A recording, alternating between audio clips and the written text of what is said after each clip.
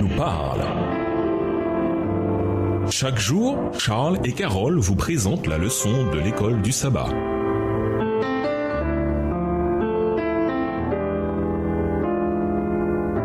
Bienvenue dans votre émission Dieu nous parle. Voilà la leçon de lundi, confesser le Christ. L'un des grands moments de l'histoire de Jésus a lieu lors d'un dialogue avec Pierre.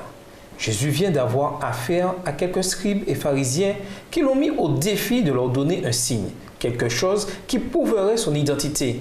Voir Matthieu 16, versets 1 à 4. Plus tard, de nouveau seul avec les disciples, Jésus parle des 2 miracles qu'il a faits, qu'il a nourri des milliers de gens avec seulement quelques pains et quelques poissons.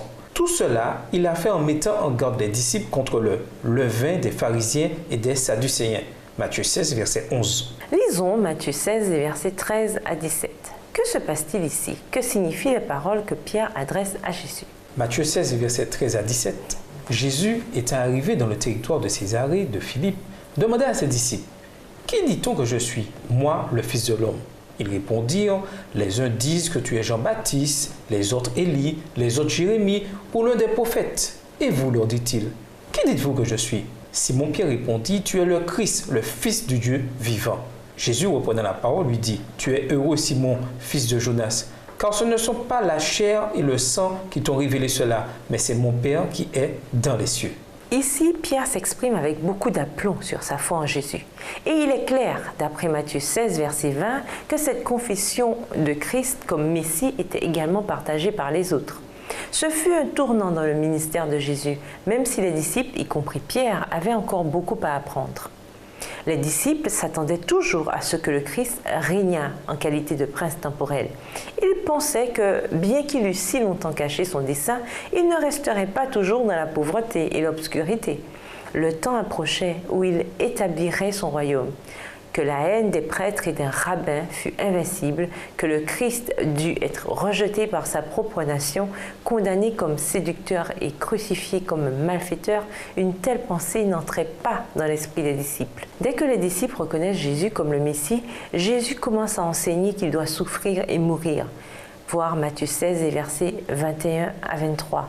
Idée inacceptable pour Pierre. Pierre va jusqu'à réprimander Jésus. Alors Jésus se tourne vers Pierre et lui dit « Arrière de moi, Satan !» Matthieu 16, verset 23 dans la version Colombe. C'est l'une des paroles les plus dures qu'il ait dites à quelqu'un durant son ministère. Et cependant, il a fait pour le bien de Pierre.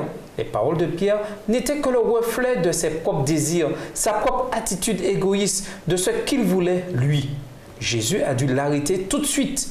Et bien que Jésus s'adressait en fait à Satan, Pierre a compris le message. Pierre avait besoin d'apprendre que servir le Seigneur impliquerait de souffrir. Ses écrits ultérieurs montrent qu'il avait compris la leçon. Voir 1 Pierre 4, verset 12. Vos aspirations personnelles sont-elles souvent en conflit avec la volonté de Dieu pour vous? Comment savoir que faire dans ce genre de situation? Et nous vous laissons avec ces questions de réflexion. Dans les moments difficiles, vous arrive-t-il de quitter Jésus des yeux? De quelle façon? Qu'est-ce qui vous empêche de vous focaliser constamment sur lui? Au revoir. Et à demain si Dieu veut. Dieu nous parle. Chaque jour, Charles et Carole vous présentent la leçon de l'école du sabbat.